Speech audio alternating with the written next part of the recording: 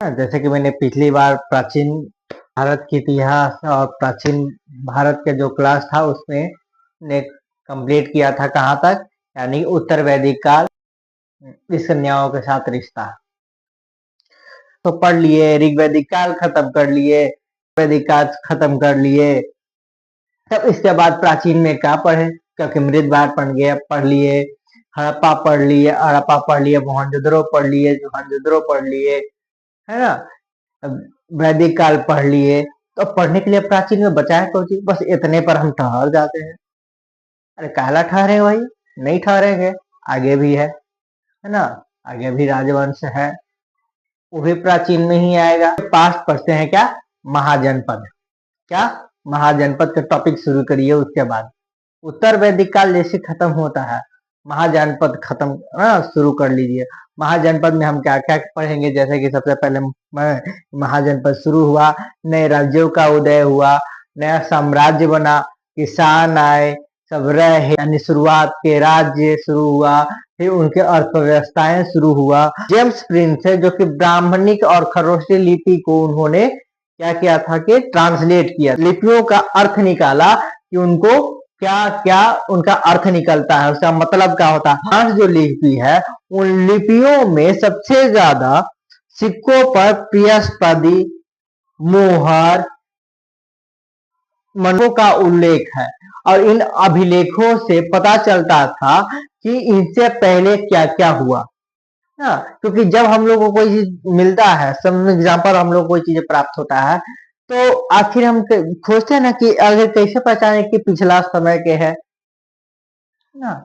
तो उसके पहले हम सिक्का आदि चीजें ढूंढते हैं। मान लिया तो आप ही का कोई सामान खो गया, तो आपका सामान खो गया है, और मान लिया आपके घर का, आपके पिताजी का, आपके दादाजी का, आपके घर में कुछ पुराना चीज मिला है, तो आपको कैसे पता लगेगा कि आपके दादाजी का था वो?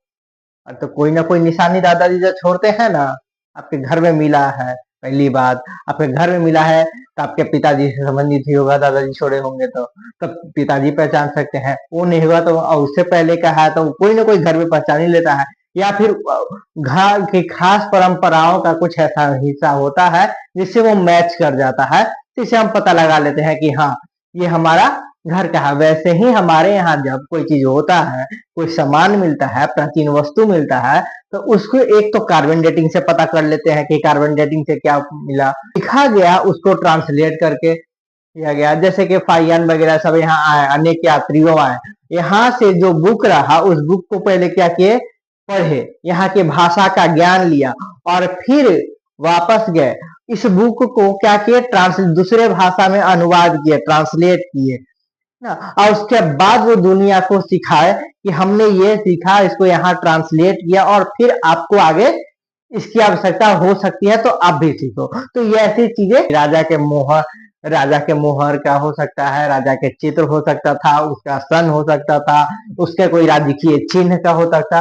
तो ये सारी चीजें उस पर सिक्कों पर छपाई। मान लेते हैं हमारे यहाँ महान सबसे सम्राटों में अगर गिना जाता है, हम तो दुनिया में उन्हें मानते हैं। मौर्य बात करते हैं कि सबसे महान सम्राटों में अगर हम मानते हैं तो सबसे ज्यादा, मेरे अकॉर्डिंग जितना महान अशोक था उससे कहीं ज्यादा थे, उससे कहीं ज्यादा मेरे नजरों में सम्राट चंद्रगुप्त मौर्य थे। क्योंकि उन्होंने गरीबी से नहीं, वो लोगों की समस्याओं को देखकर, सीखकर, बीच रहकर तब जाकर राजा बने और उनकी समस्याओं का हल किया। इनके साथी कौन थे, कौटिल्य रहे हैं, कौटिल्य उनके राजनीतिक गुरु रहे।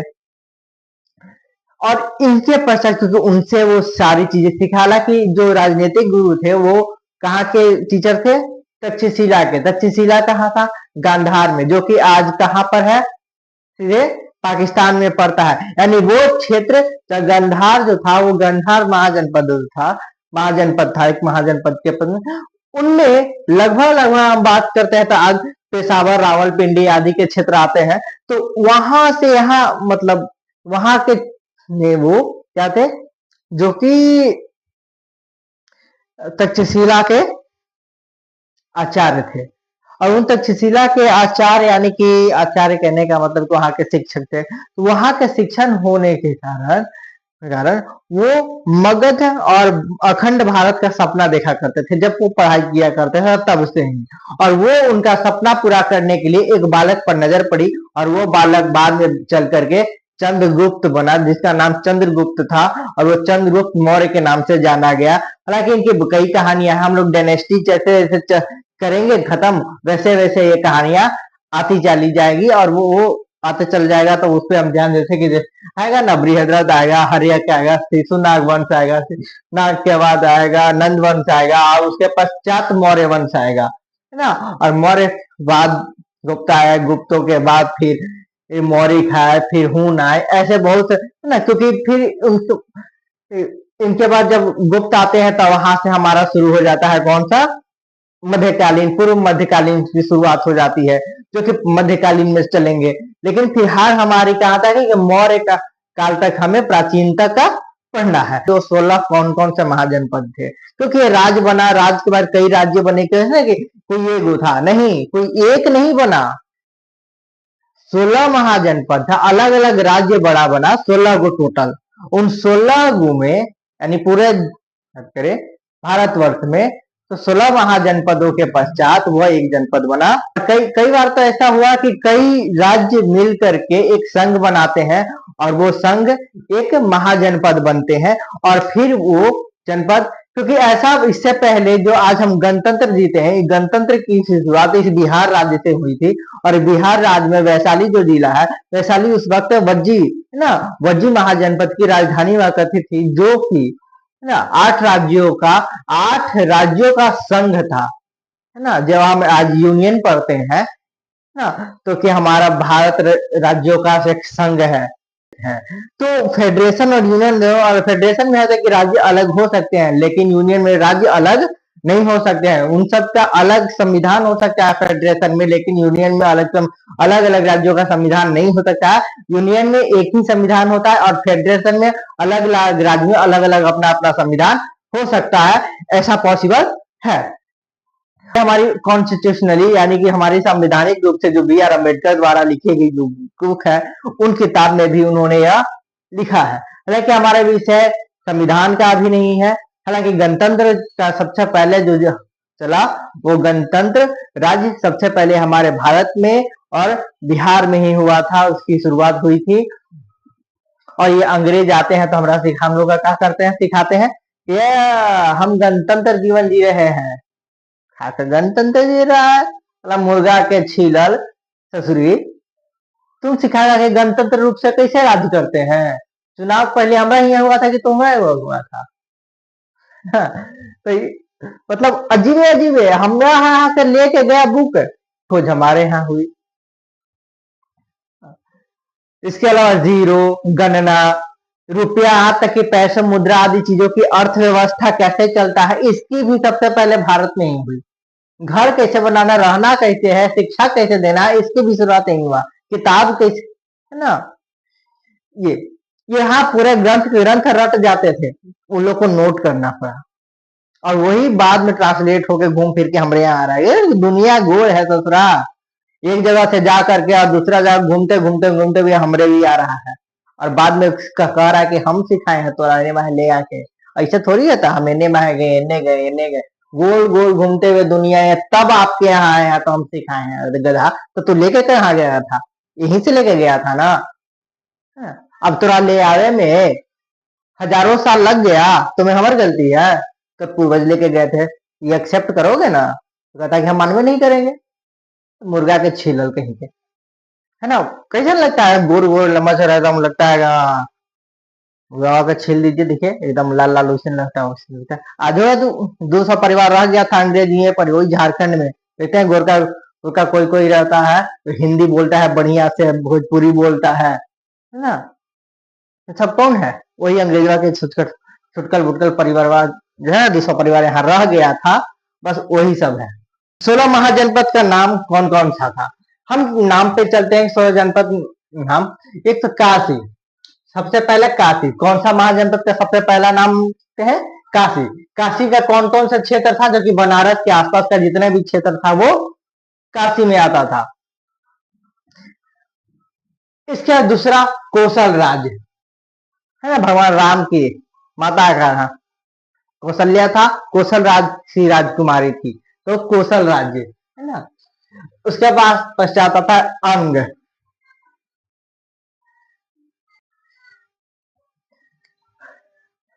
अंग अंग कौन कौन था?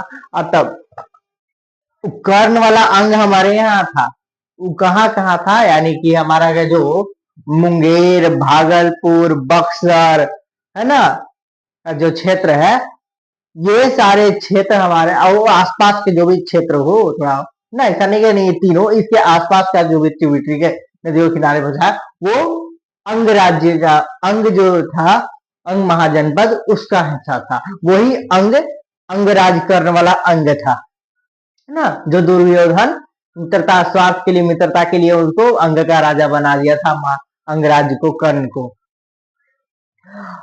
अब इसके पश्चात आता है मगध, हमारा सबसे विशाल, जो यहाँ से लेकर के चंद्रगुप्त मौर्य का तक फैला दिया था, अफगानिस्तान तक, सारा गांधार वंधार सबको लेके आए, गांधार महाजनपद हटो, हम इस जनपद महाजनपद को चाहिए, हम मगध में आके मिलो, है ना। हालांकि नंद, महापद्मानंद ही गांधार को अपने अंडर ले लिया था, तब वो जनपद महाजनपद के नाम से तब भी वो जाना ही गया, हालांकि वो फिर बाद में। तो अब मगध में कौन कौन था? तो पटना, गया, शाहाबाद, है ना, ये गंगा नदी के आसपास के जितने क्षेत्र क्षेत्र थे, वो ये जितने भी हैं, थोड़ा सा यूपी का भी है ना, जो कि आज उड़ीसा है, बंगाल, ये सारा क्षेत्र है, क्या था, बिहार का था, ये सारा का सारा क्या मगध का था, सबसे बड़ा। इन सब महाजनपदों में सबसे बड़ा कौन रहा? हाँ? तो मगध था। और इसी मगध में अजात शत्रु ने गंडक, सोन और गंगा नदी के किनारे, हाँ, लड़ाई करने के लिए, युद्ध करने के लिए एक छावनी बनाई थी, जिसका नाम पाटलीग्राम रखा था। वही पाटलीग्राम बाद में चल के पाटलिपुत्र बना, जिसकी राजधानी पाटलिपुत्र बनी, और राजगीर भी वो उससे पहले राजगीर में हुआ करता था राजधानी, और वहां पर भी उसने एक किले बंदी करवाई थी। हालांकि चलते हैं इसके आगे। इसके पश्चात आता है वज्जी, है ना, जैसा कि बताते थे कि 8 राज्यों का संघ था, है ना। आज है ना भारत 28 राज्यों का संघ है, मतलब 8 राज्यों का संघ, और गणतंत्र चुन के यहाँ पर राजा बनाया जाता था, है ना, वोट होता था, बताओ, मत देता था, मत करके तब राजा चुना जाता था। आज हम लोग ना, आज हम लोग क्या चुनते हैं? एगो नेता, MLA, सबसे पहले मेंबर ऑफ लेजिस्लेटिव असिस्टेंट चुनते हैं हम लोग, विधायक, जिसको विधायक कहते हैं, MLA, member of legislative assistant, वो विधायक चुनते हैं। और ये तब राजा चुना जाता था वहां, और कौन अच्छा है, बुरा है, करेगा, है ना, वो कौन अच्छा काम कर सकता है, कौन नहीं कर सकता है, ये। चलिए आगे बढ़ते। इसके पश्चात था मल। मल के कौन कौन सा क्षेत्र था, है ना, मल में जैसे कि आज कुशीनगर, पावापुरी, इसके बाबा पावा, इसके आसपास का क्षेत्र, ये कहाँ है? कुशी, बनारस के राष्ट्र में है, पावा में है। तो इस सब क्षेत्र, इसके अलावा चेदी, अब चेदी बाबा वाला नहीं, है ना, कौन? चेदी जगह का नाम है ना। तो जैसे कि आजकल का राजस्थान में बुंदेलखंड, भारत में के राजस्थान में बुंदेलखंड एगो जगह, बुंदेलखंड के आसपास का क्षेत्र जो रहा, वो किसका रहा था? तो चेदी महाजनपद का। अब आएगा वत्स। वत्स पुत्र वाला वत्स नहीं, महाभारत में जो वत्स कहा जाता था, वत्स मतलब पुत्र, पुत्र को वत्स कहा जाता था, तो वो वाला वत्स नहीं, बेटा वाला नहीं, वत्स नाम सुनते हैं। वत्स मतलब इलाहाबाद, मिर्जापुर, खूब मिर्जापुर फिल्म देखे हैं, है ना, तो बस वही वाला मिर्जापुर, इलाहाबाद और उसके आसपास का क्षेत्र। जो इसके बाद था कुरु। वो कुरु कौन सा? अरे वही कुरुवंश, महाभारत वाला कुरु, महाराज कुरु के पुत्र थे शांतनु, है ना। भरत भरत के पुत्र हुए कुरु, कुरु के पुत्र हुए शांतनु, ना। और शांतनु के बाद तो पता ही है कि भीष्म पितामह तो वो अपने प्रण ले लिए थे कि हम तो राजा बनेंगे नहीं, तो राजा बने नहीं। तो कुछ जो कि हरियाणा दिल्ली के आसपास का क्षेत्र था। इसके अलावा था पांचाल, है ना। पंचाली, पंचाली किसको कहा गया था? द्रौपदी को ना। तो द्रौपदी के पिता का नाम था द्रुपद, द्रुपद के पांचाल राज्य का राजा हुआ करता था। वो पांचाल, पंचाल के आसपास का क्षेत्र, जो कि पंचाल कहाँ पर है? यूपी का पश्चिमी क्षेत्र जो है वो पंचाल। अब यूपी का पश्चिमी क्षेत्र किधर है? अगर हम लोग जो हरियाणा की ओर इधर जाता है, हरियाणा जो आज का नोएडा वगैरह सब बना हुआ है वो पांचाल क्षेत्र था। क्षेत्र की वो मत्स्य राज्य की रानी छोटी सी हुआ करते थे, वही मत्स्य महाजनपद था। मत्स्य जो कि कहाँ पड़ता है? आज का कहाँ पड़ता है? अलवर, राजस्थान में पड़ता है। ये तीनों क्षेत्र, अलवर राजस्थान, अलवर जयपुर भरतपुर, इसके आसपास का क्षेत्र। और वो अलवर में रहा करती थी। हाँ, आगे चलते हैं। सूरसेन, सूरसेन महाभारत में है ना। वो खुद के नाम से एक राज्य बनाया था, क्षेत्र। कृष्ण भगवान जन्म लिए थे ना, कहा? मथुरा, कंस मामा के यहाँ। तो उसके मथुरा को 84 कोस छोड़ करके जो भी आसपास का क्षेत्र था वो सूरसेन का राज्य था। तो सूरसेन महाजनपद हो गया। उसके पास आता है अस्मक। अस्मक कौन था? गोदावरी नदी के साउथ तरफ, साउथ तरफ, है ना। तो अस्मक साउथ। अब जो गोदावरी नदी की अवंती, अब आता अवंती जो कि उज्जैन या उसके आसपास का क्षेत्र, जय महाकाल, है ना। तो उज्जैन, इसके पास आता है गांधार, बताए थे गांधार, गांधार का पेशावर रावलपिंडी का क्षेत्र जो रहा वो। इसके अलावा बात करते हैं तो एक और जो कि कंबोज महाजनपद, और कंबोज महाजनपद का तो गांधार के आसपास का जो बचा हुआ क्षेत्र था, जो कि आज कजाकिस्तान बना हुआ है, है ना। वो अब तालिबान बना हुआ है वो आज का, वो सबके था। तो कंबोज जो कि, तो ये 16 महाजनपद आज का ये समाप्त होता है। और जैसे जैसे महाजनपद में अभी ये बता देते हैं कि इन महाजनपदों में के बाद जो इसके बाद जब राजवंश की शुरुआत हुई और डायनेस्टी हम बात करते हैं कि कौन कौन सा डायनेस्टी यहाँ चली। तो डायनेस्टी के बाद शुरू करते हैं। सबसे पहले यहाँ पर राजवंश के साम्राज्य की, जो मगध साम्राज्य की शुरुआत की थी वो बृहद्रथ राजवंश था। बृहद्रथ राजवंश के बाद मगध पर हर्यक वंश ने राज किया। हर्यक वंश के बाद जिसमें, है ना, हर्यक वंश में कौन वंश जो कि बिंबिसार आदि था। इसके बाद आता है शिशुनाग, शिशुनाग के बाद आता है नंदवंश, नंदवंश के बाद हमारे फेवरेट महान सम्राट चंद्रगुप्त मौर्य और उसके पश्चात उनके पुत्र। तो यही समाप्त होती है आज की क्लास। और अगले क्लास में यानी कि नेक्स्ट डे आपको शुरू यहीं से की जाएगी, काशी से। और क्योंकि महाजनपद के सबसे पहले उनके राजा कौन थे, है ना, या फिर हम लोग शुरू करेंगे बृहद्रथ के राजवंश से। इनके बारे में थोड़ी थोड़ी चर्चा हो जाएगी, इन सबके राज्यों ना। और इसके पश्चात बृहद्रथ राजवंश से जो शुरुआत हुई डायनेस्टी मगध की, और वहां से हम लोग इसके चलेंगे आगे की ओर। तो आज के लिए बस इतना ही। धन्यवाद। देखते रहिए, शेयर करते रहिए। हमारा क्लास फिर से आपका स्वागत रहेगा। हमारा रसगुल्ले।